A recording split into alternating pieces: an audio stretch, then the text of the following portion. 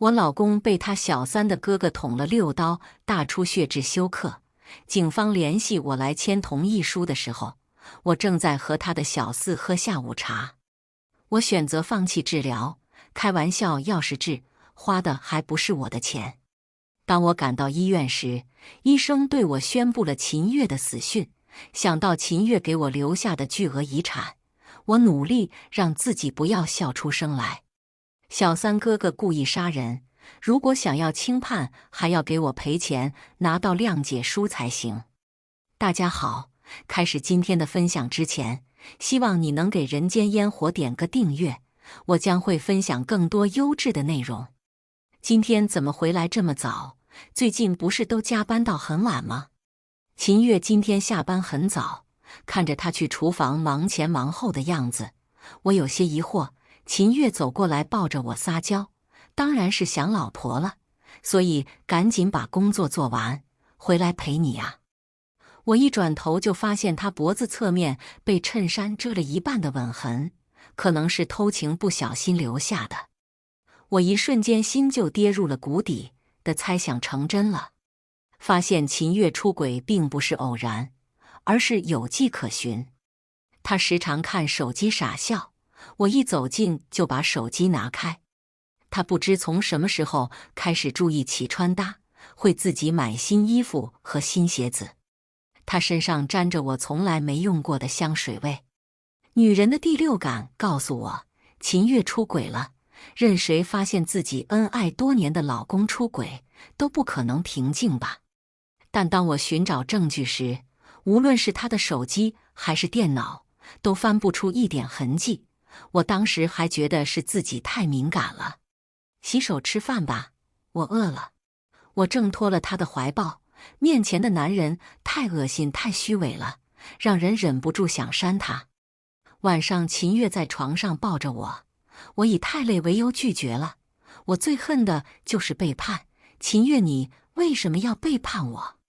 第二天，秦月早早就起床上班了，还贴心的给我留了早餐。我看着眼前的早餐，出了神。当初在大学入学军训上，秦月对我一见钟情，但我当时准备一辈子不结婚的，所以他追了我2年多。正是这份坚持不懈打动了我，才答应和他交往。结婚后，我陪他白手起家。秦月在经商上不如我有天赋，所以公司可以说是我一手开起来的。秦月对我也一直宠爱有加。我以为我们会像言情小说里那样，一生一世一双人，没想到他还是劈了腿。男人有钱就变坏，让人不信不行。我回过神来，深吸一口气，秦月真的是心崩人不崩，爱妻人设立的稳稳的。我思来想去，还是把早餐吃了，边吃边哭，直到大哭。我哭了一上午，把心里的情绪发泄出去之后，是时候做个了断了。毕竟没人喜欢脏了的烂黄瓜。朋友以前就说过我心太硬，那又如何？我绝不走我妈的老路。公司是我和秦月结婚后一起打拼的，我们名下还有无数房车，都属于夫妻共同财产。奈何我现在一点也找不到一点证据。我告诉自己不急，常在河边走，哪有不湿鞋的？我等得起小三，不一定等得起。这天我在家看电视，就接到秦月的电话，她声音很焦急：明佳，妈不小心摔倒了，你买点东西到小区门口等我，咱们一起去看看。当我和秦月赶去婆婆家时，开门的是一个身材姣好、明艳精致的女人。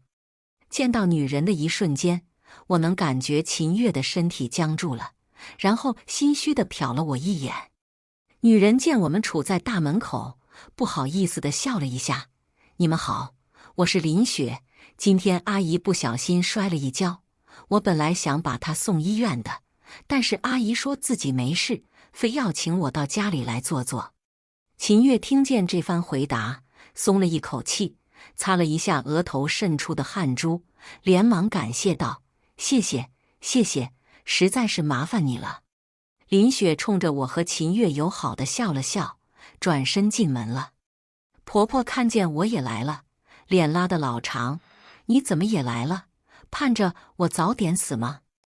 我和婆婆第一次见面的时候就不对付，她看不惯我娇生惯养、强势果断，我看不惯她市井妇人、见识短浅，所以我和秦月结婚以后，我们很少见面。她一直觉得自己儿子是最优秀的，可以找个更好的，而我不是那个更好的人选。所以他在我们结婚后处处找茬，给我难堪。为了秦月我都忍了，但是现在我不在乎了。我从容淡定，脸上挂起职业笑容。妈，您是我婆婆，我还盼着您长命百岁呢。婆婆听见这话，立马尖声叫道：真想让我长命百岁，就赶紧给我生个孙子呀。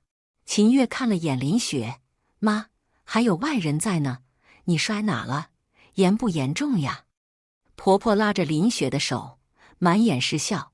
多亏了小雪，不然我这把老骨头算是散架喽。林雪捂嘴轻笑：阿姨，您瞎说什么呢？婆婆斜了我一眼，女人就是要像小雪这样才好，哪像某些人脾气硬得像块石头，看见就堵得慌。我没说话，抓起水果去了厨房。秦月和婆婆、林雪在卧室聊天，不知道的还以为他们才是一家人呢。我冷漠地看着他们，转头去了卫生间，掏出手机小声道：你现在在哪？半个小时内马上来蓝海裕华35号楼，盯着一个穿白色连衣裙、白色小高跟、头发大卷到腰的女人，看她到哪去，做什么。加钱。婆婆晚上还想留林雪吃晚饭，被林雪拒绝了。阿姨，我晚上还有事呢，就不打扰你们了。说完暧昧地看了一眼秦月，随后挑衅地对我笑了笑，还挺心急的。从秦月见到林雪开始小动作就特别多，这是她非常紧张的表现。我对此只想呵呵。真当我退居幕后，眼睛就被屎糊住了吗？我当初能陪着你打江山，就不是吃素的。秦月，你做初一，别怪我做15。回到家之后，秦月一直心神不定地盯着手机，我也没管他，我巴不得他赶紧滚出这个家，别来惹我膈应。果然，秦月看了会手机，拎起外套就要走，突然想到我，对正在做面膜的我说：老婆公司项目出了点问题，我去处理一下。我摆摆手，表示没空搭理他。秦月走后，我立马拿出手机打字，过一会可能有个男的会去，你给我好好盯着他们，给我拍些有用的照片。加钱。我深吸一口气，表示私家侦探真的是太贵了，从我这薅下的羊毛，一定要从秦月那里补回来。秦月一晚上都没回来，给我发短信说自己这几天就近去婆婆家睡，顺便陪陪她。第二天早上，我给婆婆打了个电话：妈，是我，秦月昨天晚上说去你那边睡了，我想着给你们买个早餐，顺便给她拿些换洗衣服过去。电话里婆婆掐着声音，语气急促：哎呀，不用，她有几件衣服在我这，早餐我们都吃了，你自己吃就行。她最近公司忙，就在我这住几天吧。妈，你腿刚摔了，我怕秦月照顾不好你。那你能照顾好我吗？你要是能照顾好我，我还至于现在都抱不上孙子吗？我看着挂断的手机，叹了口气，有时候真是越想掩盖什么，越是盖不住。不一会我就收到了私家侦探发来的照片，哟，夜生活还挺丰富。照片上两人先是去了商场，又逛了夜市，再去了江边，最后回的公寓。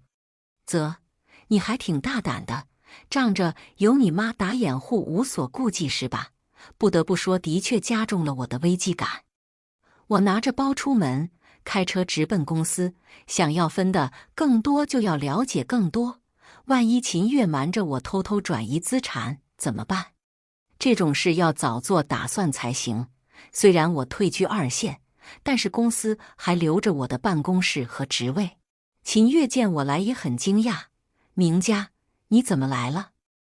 我调皮地对他眨眨眼，意有所指：“我看你最近太辛苦了，准备帮帮你。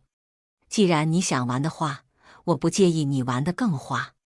再过半个月是合作方上门谈合作的日子，我名正言顺地插手公司事务，他也不能说什么。这几年我退居2线，工作有些生疏了，所以我费了些时间给自己精心挑选了一个助理。公司现在重要部门的老大8成都是秦月的人了，想要安排自己的人，还是需要费一番功夫。安然就是我的新助理，他还贴心地为我介绍了一下公司现在的结构、部门职责、人员分配、业务范围。不得不说，相当有能力。最重要的是他长得也不错，是时下男人最喜欢的小白花类型。如果林雪是美艳妖精，那安然就是激起男人保护欲的清纯莲花。最重要的是，我调查过安然，家境贫寒，学习努力，只有一个父亲相依为命。大学时，父亲在工地搬水泥，被豆腐渣工程砸成植物人。结果工地老板动用关系，赔了4万块钱了事，所以安然只能给别人做小三情妇，为的就是负担自己父亲高额的医疗费用。聪明、识情趣、有软肋，我就需要一个这样的人。我挑了一个秦月部的日子，去了一趟他的办公室。之后每次去和秦月谈工作，我都会带着安然，有时候还会单独让安然去找秦月谈项目细节。男人偷腥怎么可能只偷一次？看着秦月眼里的惊艳与玩味，我又想呵呵了。面对这样一朵纯洁的白莲花，就算安然不动，秦月怎么可能也不动？明天就是谈合作的日子，我让安然最后去找秦月确定一下合同细节，然后他直到下午才回来。看着眼前这个眼角微红、走路微颤的女人，我就知道秦月上钩了。安然似乎有些心虚，汇报工作都不敢抬头看我。我装作什么都不知道，一心扑在工作上。晚上回家看着白天摄像头里难舍难分的2个人，我的心毫无波动。我说了，我绝不走我妈的老路，脏了东西要立刻扔掉。因为有我的加入，合同顺利谈成。我借此提议大家一起出去庆祝一下，顺便给大家放3天假。看着员工一个个笑嘻嘻地上来敬酒，我赶忙推脱道：“最近身体不适，就让秦总代劳吧。”哟，那我们可不客气啦，哈哈。秦总快替老板娘喝了这杯。酒过3巡，大家提议去下一场。秦月在众人的灌酒中醉得不省人事，所以我让安然和一个男助理送秦月回了我们较近的一处公寓，我自己则独自回了家。秦月、安然，你们可千万别让我失望呀！我回到家，确认公寓的摄像头是正常工作之后，便去休息了。毕竟这次合作谈下来，真是要了老命。我躺在床上想着之后的计划，进入梦乡。第2天早上醒来，我看了一眼摄像头，就去美容院做美容了。以前秦月还想让我归回家庭，在背后支持他，现在我只想抽死他。只怪那时秦月对我太好上头了。无论贫穷还是富有，男人都靠不住。他穷的时候不找，是因为他没钱找不到。果然秦月这2天都没有回家，婆婆坐不住打电话来问：“顾明佳，秦月最近怎么不来我这了？”我掏掏耳朵：“您不会给她打电话吗？怎么给我打？她又不是小孩子，她去哪我能管得着吗？”婆婆立马扬声道：“她要是能打通，我还给你打。你不是她老婆吗？这个时候想起我是他老婆了。顾明佳，你什么意思？要不是你，我怎么会在别人面前抬不起头？你要是还当自己是秦月的老婆，还认我这个婆婆，就赶紧给我生个大孙子啊！我脸黑了，你当我是下崽的母猪吗？张口闭口大孙子的，你想要自己去生？说完就把电话挂断。我望着墙壁，思绪放空。是我不想生的吗？我因为备孕退居2线，奈何就是怀不上，去医院检查，2个人都没有问题。我有什么办法？幸好没有孩子，不然只会牵绊住我。我聪明上进，思维敏捷，工作能力强过男人，可以和秦月一起撑起一片天。难道我的价值只有生孩子吗？估计秦月这2天和安然在一起，没去找林雪，婆婆急了。公寓里到处安满了针孔摄像头，把秦月和安然的18禁拍得清清楚楚。秦月是觉得我没发现林雪，所以得意忘形了。这是出轨上瘾，觉得自己魅力大了吧？也不想想没有我，就你那个猪脑子也能开得了公司。我把视频收好，做了备份。上班时看着秦月满脸春风得意，我也很高兴。你越是这样，我越是有机可乘。下班后，我约安然到咖啡馆包间坐一坐，给他看了2个人的动作片。安然不愧是在男人堆里游荡的，估计这种情况遇见不少，十分冷静。那顾总今天找我来是什么意思？没有我，你觉得靠你自己能上位吗？安然瞳孔骤然一缩。顾总你，我悠闲地搅动着咖啡。我认识一位顶级的神经内科专家，也可以给你父亲提供最好的康复治疗。安然审视着眼前的我，神色紧张，可能觉得我已经把他看穿了。他努力表现得不那么紧张。顾总需要我做什么？我微微一笑，不愧是我精挑细选的人，就是这么上道。盯着秦月，看他有没有转移资产或者开什么皮包公司，拴住他的心，让他没有闲心工作。他给你的钱包首饰都是你的，我每个月再额外给你20万。顾总就不怕我去秦总那里告发你吗？就不怕我有了2心想上位吗？就不怕我有孩子？我能找你自然做了万全的准备，你能不能生我难道我不知道？你父亲那边都是我的人，你宁愿给人做情妇都要救他，你现在是不在乎他了。安然脸色一变，眸底瞬间变冷。顾总是准备犯法吗？我双手托腮，所以你要乖乖听话呀。就算你想上位也要排队才行，你前面还有一位好姐姐呢。安然了然，你能保证我父亲可以康复吗？我拿起咖啡抿了一口，抬头看了他一眼。我不能保证，只能尽力。只要你好好给我办事，你随时都可以去看他。我看着面前做思想斗争的安然，慢悠悠地品着咖啡，吃着甜点。安然闭着眼睛沉思了很久。我答应您，我现在想去看我父亲。我轻笑道，放心吧，我不做犯法的事，我和你一起，顺便给他办理转院。我已经订好了私人 VIP 病房。不得不说，安然是有几分本事的。秦月被他迷得神魂颠倒，来公司上班也是心不在焉。婆婆打电话都不好使，正好方便我在公司行事。公司目前在上升期，需要人手。我借机在重要部门安插了几个自己的人，让他们先从底层做起，积累人脉，慢慢做大。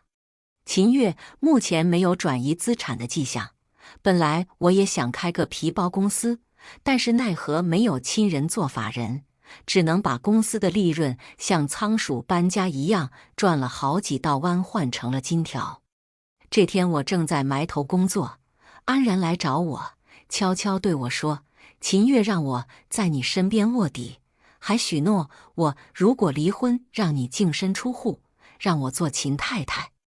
我抬头挑眉，哦，你怎么说？安然翻了个白眼，最近我俩处得不错，他也放开了，还能怎么说？当然是答应了，双面间谍可是要加钱的。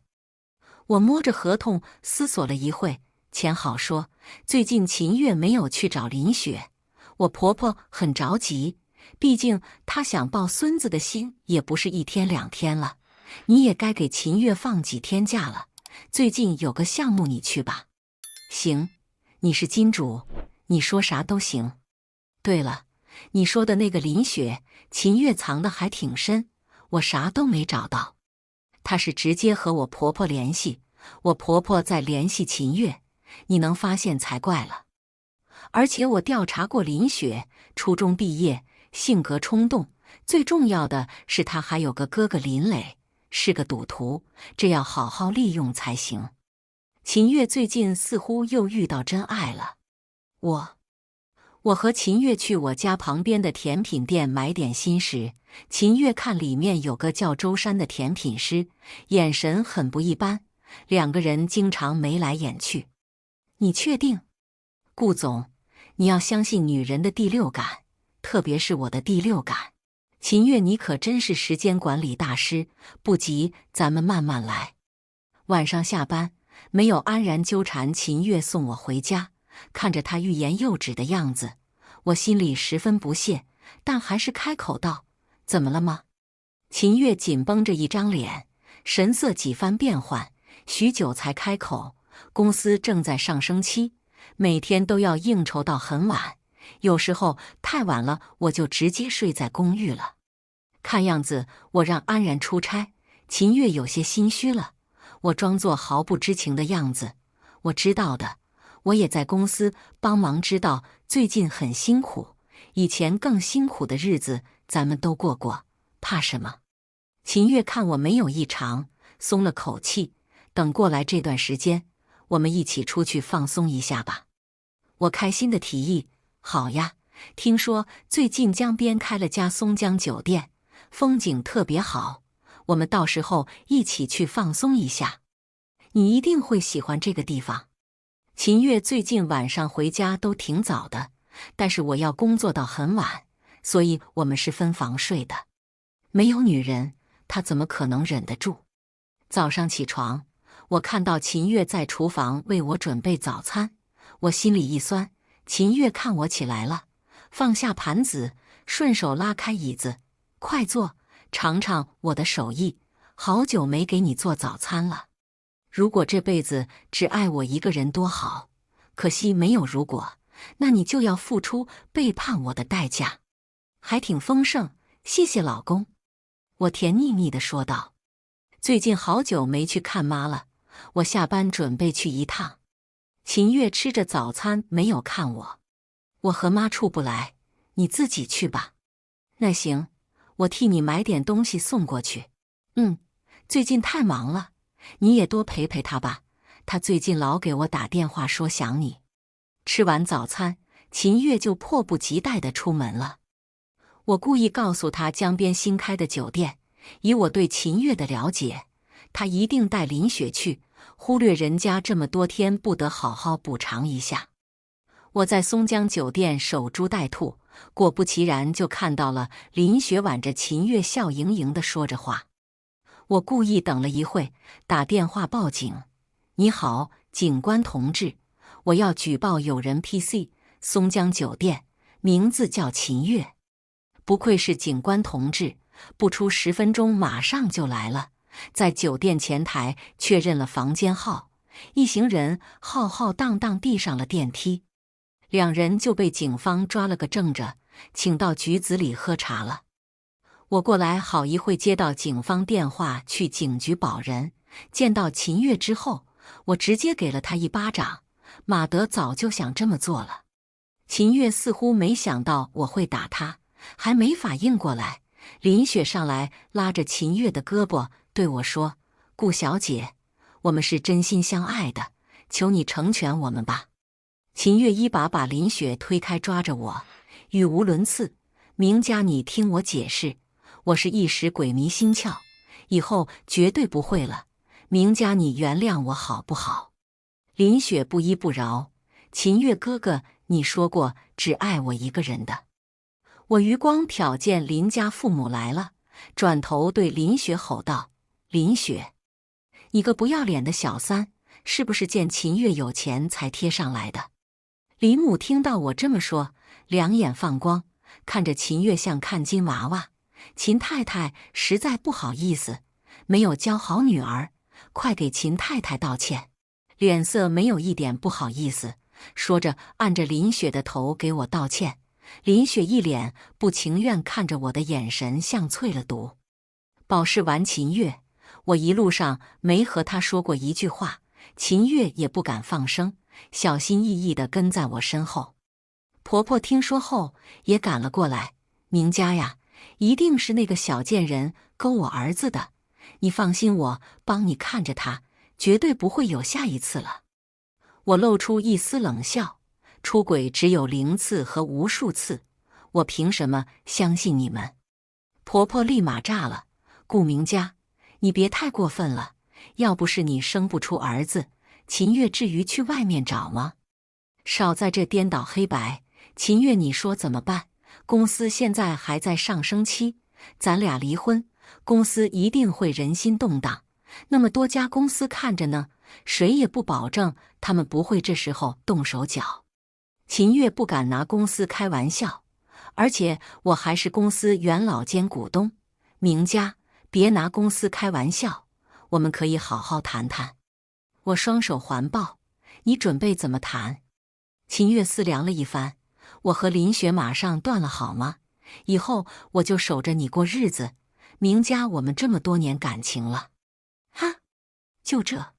什么都不付出就把这事接过去了？给我10%的股份。”婆婆听我这话，立马坐在地上拍着腿大哭：“我这是造了什么孽呀？娶了这么个儿媳妇！老秦呀，你把我带走得了！”秦月也没想到我会狮子大开口：“明家，10%有些太多了，你原谅我这一次好吗？不然就离婚吧，你出轨在先，婚内财产我能拿大半呢。”婆婆在地上打滚：“家门不幸啊，我当初瞎了眼了，让我儿子娶你。啊呀呀呀！”我看着婆婆这个泼妇行径，只恨当初瞎了眼嫁给秦月，都是一家子什么人呢？秦月，给股份或者离婚，你怎么选？婆婆听我这么说，站起来就要挠我，被秦月一把拉开，假惺惺地说道：“妈，够了，别闹了，是我做错了事。你也知道自己做错了事，还跟个没事人一样是吧？”秦月虽然脑子不怎么聪明，但有个好处就是识时务，所以她还是答应了。我现在每天早上起床，秦月就会给我准备早餐，下班也会接我回家，表现得像24孝好老公。连公司同事和合作方都说秦总真是妻奴呀。呵呵，不过是渣男想用这种方式感动我，让我把股份吐出来罢了，还以为我爱他呢。安然出差回来，听说我这事后，不解地问道：“你怎么不直接离婚？公司现在还在上升期，离婚对公司有影响，而且现在离婚，就算我分得多，秦月也能拿到不少，让林雪上位当富家太太吗？我要把秦月彻底踩在泥地里，翻不了身。那我最近要去找他吗？去吧，帮我盯着他，毕竟我要了股份，他难保不会生了转移资产的心。你还非要和他耗？”我似笑非笑道：“你知道什么叫狗改不了吃屎吗？最近这段时间公司稳步上升，我的人也慢慢开始取代秦月的人。我让安然去找秦月，他也不敢有什么动作，只能哄着安然说我最近管得严。这天我正在看合同，安然一脸吃屎的表情拿了一份点心进来。秦月让我给你的。秦月最近总是给我订你家旁边甜品店的点心，你猜他想干什么？秦月第一次给我带点心时，我就问他这是哪家店，怎么绕这么远的路，他当时还一脸深情说是他朋友推荐的，为了我不算什么。安然眼睛瞪得老大，不是吧？他竟然没来找我。我盯着蛋糕，一脸不屑。我因为他出轨，一直和他分房睡。林雪是我婆婆的人，你是我的助理，他现在敢偷你俩的腥吗？那你现在不管？我准备稳坐钓鱼台，让他们狗咬狗。还有个好消息，你父亲最近有好转迹象，虽然醒过来的可能性不大，但好歹是有希望的。安然激动地握着我的手，顺便感谢了我的8辈祖宗。然后过了几天，安然给我带来了一个晴天霹雳的消息：周珊好像怀孕了。安然说她听甜品店的人说的，周珊要去医院做检查，所以就跟踪她，没想到她去的是妇产科。我听见这个消息，只觉得全身血液逆流，冷得我直打哆嗦。我盼了好几年的孩子，结果一个小吴几个月就怀上了。私生子也可以继承财产，她一怀孕，那不就意味着我又要少一份财产了吗？秦月，你可真会给我出难题。我联系安然去见周珊，并且乔装打扮一番，去了周珊工作的甜品店。安然直接开门见山：周小姐，你知不知道秦月已经结婚了？周珊满脸不在乎：那又怎样？你不一样是个小三吗？咱们谁比谁高贵？安然挑眉：秦月都告诉你了，那你还和他？我不在乎，那个女人现在怀不上，秦月说了，只要我生下孩子，就能嫁给他。小说看多了吧？这么异想天开，所以你不会离开秦月。周珊一脸自信：当然，谁都别想阻止我。那个老女人有什么好，能比得过我？说完又瞥了安然一眼：我劝你不要和我争，你不是我的对手。好吧，既然你这么自信，那我就不客气了。我还没行动，林磊自己找上门了。看着眼前林雪的哥哥林磊，吊儿郎当地对我说：原来是顾总，我妹妹可是秦月的爱人，我是她小舅子，赶紧把秦太太的位置让出来。你到底想干什么？你说呢？我手上可有你丈夫和我妹妹的床照，你说我发到网上，你们公司会有什么影响？我明白了，估计是向秦月要钱，结果她不在家。我记上心头，你想做什么，不怕毁了你妹妹的名声？林磊直接吐了一口痰，满不在乎地说：能帮到我是他的福气。你要多少？林磊看我这么上道，搓搓手：不多不多，给我500万就行。看来最近输的不少，要债人催得紧，直接上门要饭了。500万？你疯了？几张照片就值500万？秦月肯定不会同意，说不定还会去找你。哼，我会怕他？给不给吧？我装模作样的叹了口气，500万不是小数目，我要找秦月商量，到时候一手交钱一手交货。哈哈，不愧是秦太太，就是好说话。林磊走后，我干脆一不做二不休，挑了个时间，直接约了林雪去甜品店对面的咖啡店。结果林雪上来就对着我劈头盖脸一顿输出：顾明佳，秦月最爱的是我，要不是念着你陪他创业，他早就把你甩了，你还霸着秦太太的位置不放，你要不要脸？呵，这脑子也不知道是怎么长的，当小三当的这么理直气壮。怎么，最近没钱了？想让我施舍你几个子？林雪一下就炸了：你什么意思？等我给秦月生了儿子，秦家早晚是我的。怎么两个张口闭口都是儿子，男女平等都多少年了？我看着林雪这无脑的蠢样，只觉得老天爷都在帮我。看到该看到的人之后，我一脸可惜道：秦月每个月也给你不少了，做人要知足，而且你没戏了，知道吗？你什么意思？我朝旁边努努嘴，看看那边。林雪一转脸看到周山挽着秦月的手，还踮起脚亲她的脸，当场实话：你确定他最爱的人是你吗？那他现在在干什么？旁边的人是谁？我直接死亡3连问。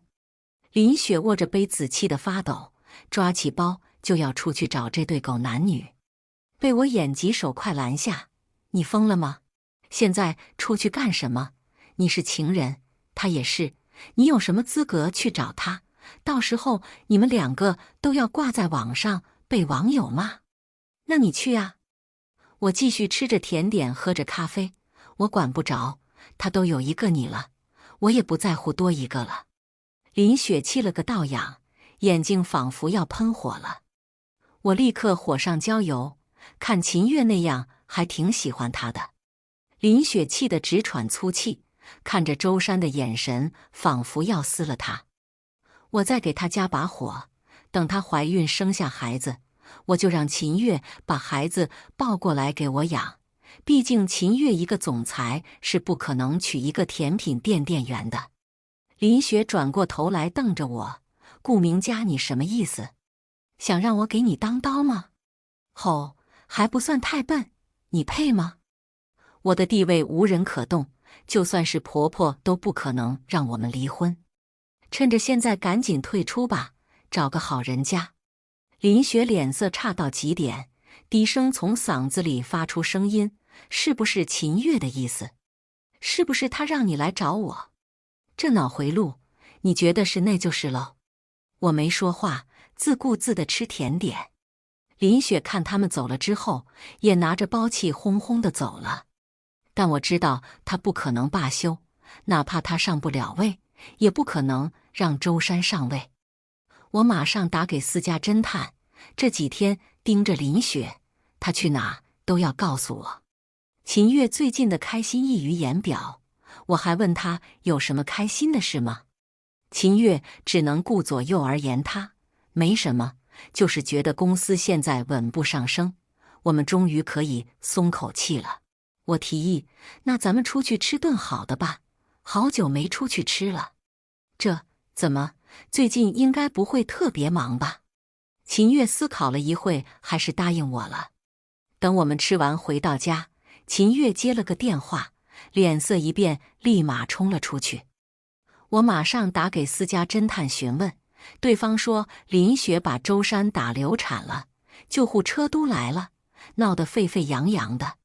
秦月现在什么都不缺了，就缺个孩子，小3、小4没怀上，小5好不容易有了，还被小3打没了，不知道他现在什么心情。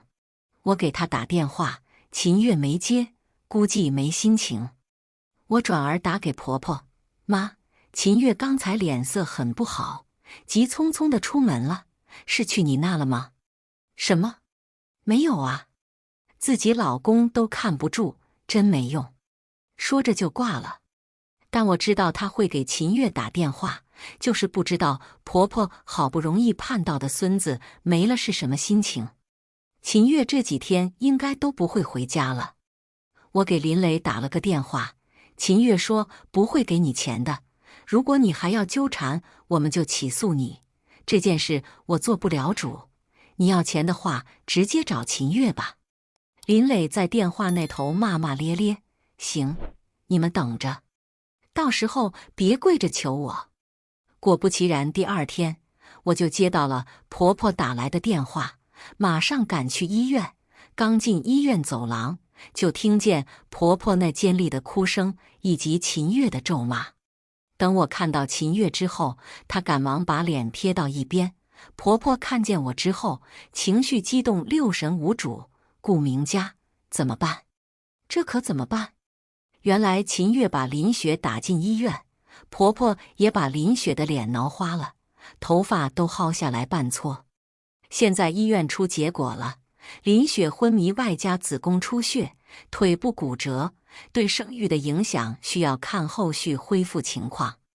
婆婆立马抓着我的手道：这可怎么办呀？怎么办？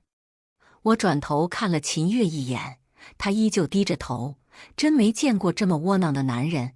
想想要不是我和他身边那些能干的员工，他估计早就被人吃的骨头都不剩了，还有空出轨打人。我出了个主意，让秦月先联系一下林磊，如果能私下和解最好。他有赌的习惯，如果不能私下和解，就用这个威胁他。好，就按你说的办。婆婆现在情绪极端不稳定，我的话像是给了她定心丸，只让我觉得很讽刺。秦月听我说这话，转头看我，眼神里充满愧疚。明佳，是我对不起你，不会有下一次了，我发誓。我只觉得恶心，不耐烦道：你先去找林磊把这事解决了，别把他叫到医院来，人来人往的，闹得大家都知道了。我又给他出主意，他要是威胁你，你就用他赌犯法去威胁他，林磊肯定也不想吃牢饭。秦月点头道：好，我马上去找他谈。妈，咱们先回家，你放心，我和秦月会把这事给解决的。好。我回去就约了安然喝下午茶，因为我知道秦月会一去不复返。不出意外，我就接到警官的电话，秦月去找林磊私了，结果林磊狮子大开口，双方发生争执，秦月被林磊捅了大出血致休克，已经下病危通知书了，现在联系我同意继续治疗还是放弃治疗。我勾唇一笑，放弃治疗。放下电话，我赶去医院，顺便通知了婆婆这件事。老人家被接二连三的变故打击到了，直接晕倒了。我到了医院，医生下达了死亡通知。我用通知单捂着脸靠在墙上，身子颤抖。别人以为我太过伤心了，殊不知我是怕别人看到我笑得太灿烂。警官说林磊目前关在警局，他的家人也在那里，问我要不要见。当然要见，不去怎么看好戏。到了警局，里面已经乱成一团了。林磊因为故意杀人已经被关押，林雪的父母已经坐在地上哭成一团，旁边的警官也拿他们无可奈何，不知道的还以为他们才是被害者家属。他们看见我之后，马上扑过来抱着我的腿，声泪俱下：顾小姐，求你放过我儿子吧，都是林雪那个小贱人的错。顾小姐，你行行好，那是我们家3代单传的儿子呀。我想到秦月花在林雪身上的钱，一阵肉疼，也不和他们啰嗦。秦月花在林雪身上的钱一分不少的给我吐出来。秦母立刻嘴硬道：秦月哪里给林雪花钱了？你少在这满嘴喷粪！